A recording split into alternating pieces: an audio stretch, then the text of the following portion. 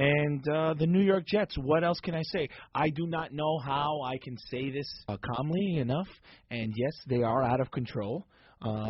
What is the gentleman's name that you said we have to start focusing on? Marcus Mariota. Marcus Mariota. New York Jet fans out there, if you're listening to Remember that name. Remember that name, Mark Alken, our stats man over here. And if you check out our Upper Deck sports fan page on Facebook, check us out, facebook.com/Upper Deck Sports Talk.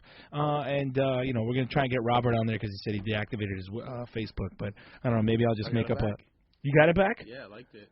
You liked it? Yeah. All right, well, I didn't see it. I didn't see it. You got to get back on.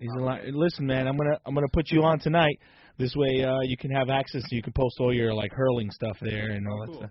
All right, and yes, so the New York Jets are a mockery. They are a franchise in disarray at the moment. I do not know how Geno Smith gets to start that game, and he's late to a team meeting. Any other coach would have absolutely benched him. It doesn't make any sense. I mean, did they not do it because, the rumblings, of course, in the media would be that if he didn't start that game, oh, my God, is Geno Smith sitting? Michael Vick is now the starter. I mean, it happened eventually because they stunk yesterday. That felt more like a mercy pool than anything. Mercy. It was an absolute mockery.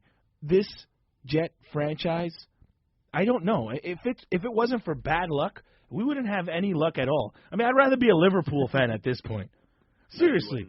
Listen, the last time the New York Jets won a Super Bowl, we landed on the moon, okay? Joe, that was when Broadway Joe was here. Broadway Joe. You know what? I was actually talking to a friend over the weekend, and I said, the upsetting part is that we were talking about Super Bowls, right? So, one of my favorite Super Bowls of all time has to be when the New York Giants beat the New England Patriots. One of the greatest upsets of all. The undefeated New England Patriots, correct?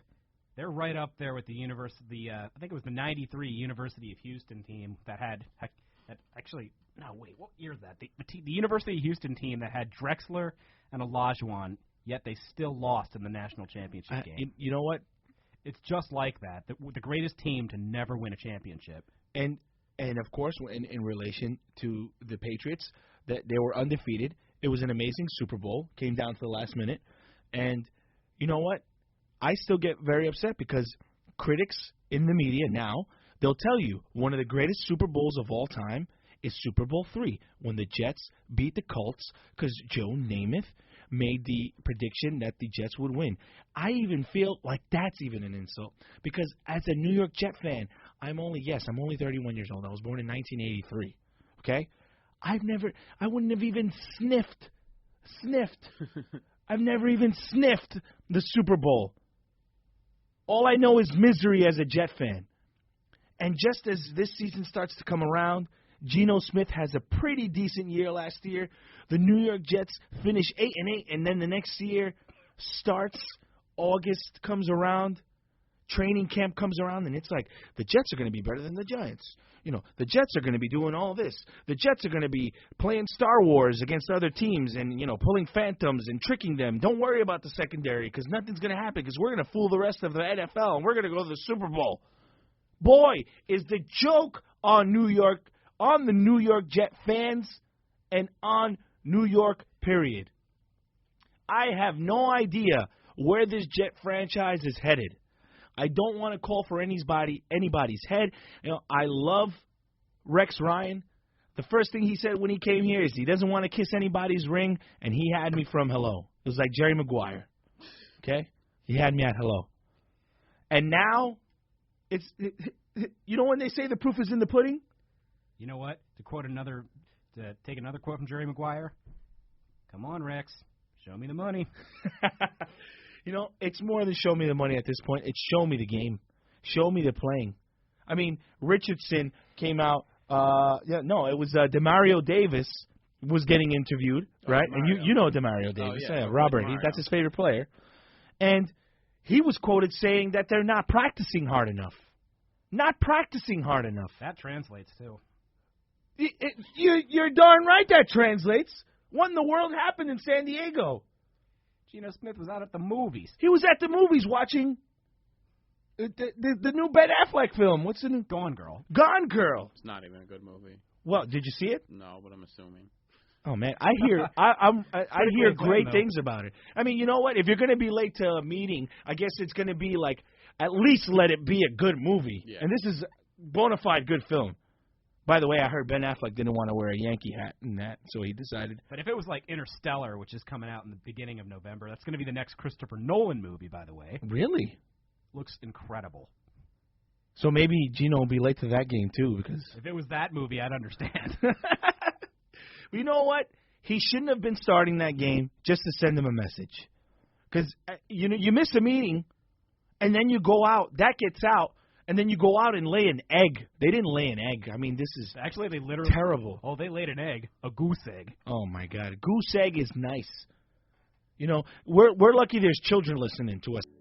The Kansas City Royals have pretty much shocked the baseball world. They beat the best team in the West, the Los Angeles Angels at Anaheim. Angels of Anaheim. LAAA. Whatever they're called now. Whatever. It doesn't matter. They're out of the playoffs. They got more names than P. Diddy.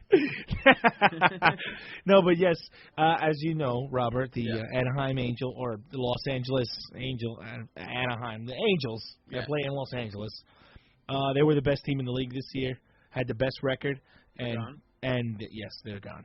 They're gone. And the guy that's probably going to be AL MVP. That is true. He goes by the name of Mike Trout.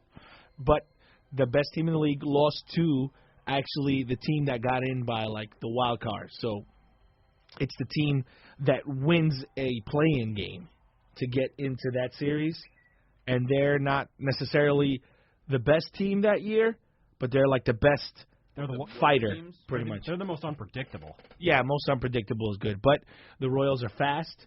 They manufacture runs. They're defensive. I mean, if you watch that playing game against the Athletics, I did. You did? No. Oh. Did you see how excited I got for a second?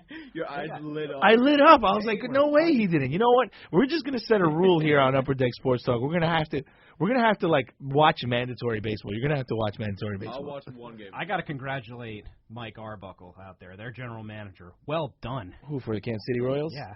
This guy, Mark, he doesn't let anything slip by him, man.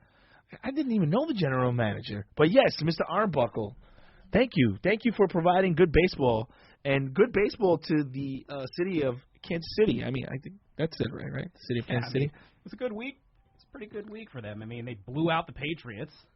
That's true. That's right. And then they advanced to the ALCS. That's right. Even George Brett was surprised. I mean, this kid Hosmer has hit 2 bombs in the last last 2 games of that series.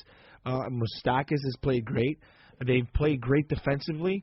I'd have to say now they'll be versing the Baltimore Orioles, who again took care of another very popular team, the Detroit Tigers. What happened to that bullpen? Oh my God! Verlander got slapped. Robert knows Verlander. You know Verlander. Scherzer and Price, man. Sure. I mean, listen. Now what is that?